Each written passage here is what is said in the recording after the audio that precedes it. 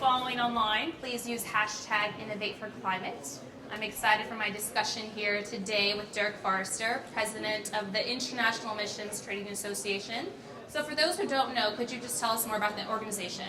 Well, we're a business organization that supports climate action, and we support use of markets to achieve ambitions in climate change. What that means is that we think the most cost-effective way of approaching this issue to get to the 2-degree or 1.5-degree objective is to engage market forces to bring down emissions in a cost-effective way. We have about 135 member companies, and they cut across the energy sector and banks and finance and law, and it's sort of a whole ecosystem of companies that are active in carbon markets. Great. So you guys had released a survey today, actually, right. Which says that you find people are worried about the rise of populist policies hampering climate action. So is that what you're seeing? Well, this is a survey that we do every year that sort of serves as our barometer of what the market is factoring into its own decision making, right? By talking to market participants in our membership, we can kind of gauge what they're concerned about.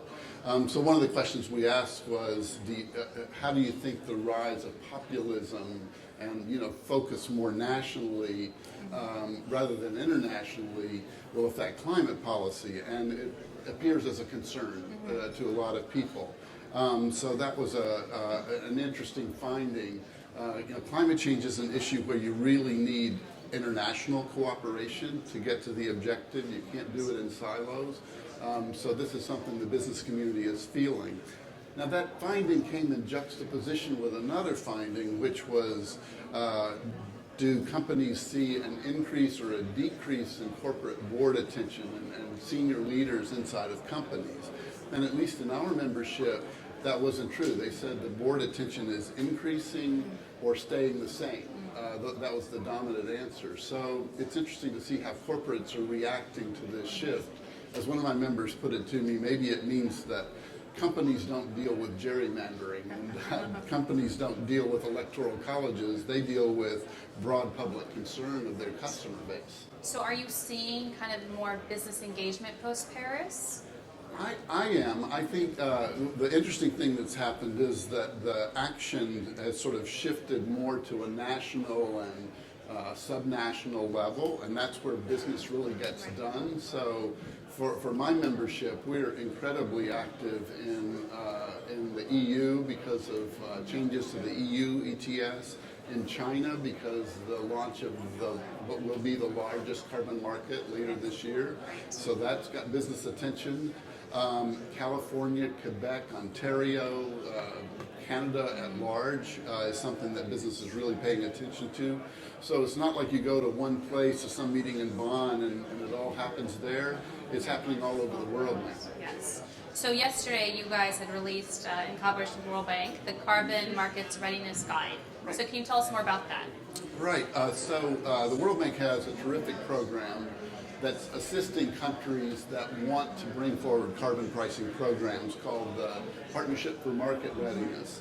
A few years ago, we launched a business companion to that just as a show of support to try to bring business voices together around markets and development, and for us to offer lessons learned from experienced players in carbon markets in California or Europe or Canada to talk about how they got organized as a company to engage the market and to get the most out of it and to achieve their corporate objectives. And so over the past several months, with the PMR support, we've launched a video guide that has a lot of these training modules that come from corporate voices. So you can hear a leading company in the experience in the EU ETS talk about the experience of benchmarking, or talk about how they risk manage their portfolio, or talk about what your strategy was to purchase offsets. And all of these are now online to make them much more accessible. So have a look. I think it's a terrific contribution to business readiness while governments are getting ready. Right. Okay. So what is your vision? Like, what is needed next now? What are the next steps?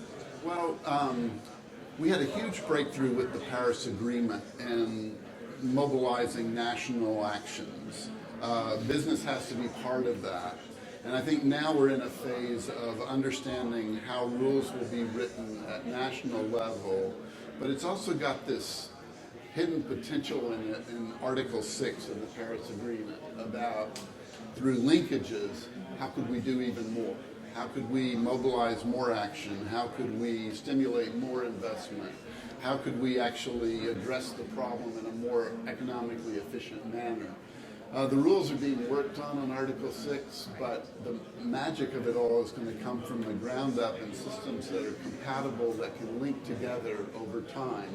And when you talk to me about the next 10 years, it's about building those systems that can link. And I think that's worth a lot of attention. That's I know around the halls of this event, that's getting a lot of focus, and I hope that that's something that all of us in the business community and World Bank and the national governments that are here, that we have that cause in common so that we can really unlock that potential.